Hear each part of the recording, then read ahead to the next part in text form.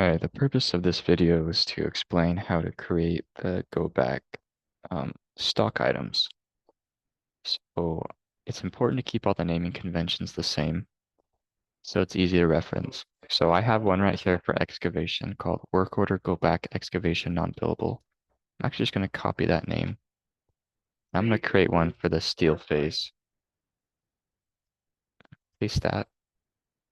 I'm going to change this to steel. Just keep the same name.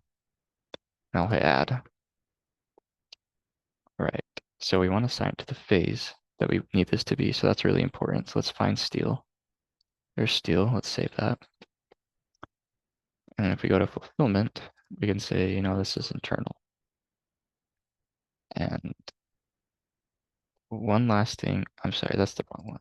It's actually vendor. The reason why you hit vendor is that you just want to enable some extra settings and enable you to possibly assign this to a vendor. So that's why we do that. The one other setting that's important specifically for the go backs are right here. Go back item. We want to check that. And because that's checked, now when we create this go back on a job, on an addendum, it's actually going to put this into the go backs category in project management.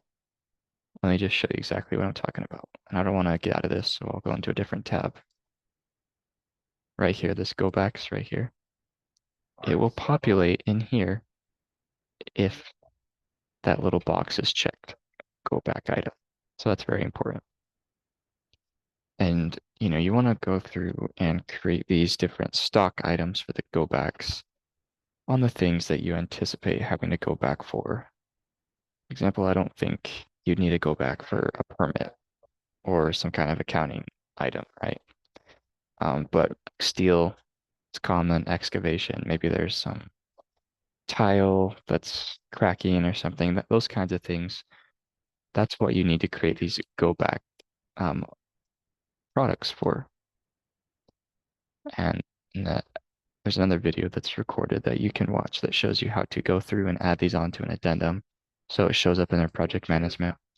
But this is the simple process of how to create the go back stock item itself.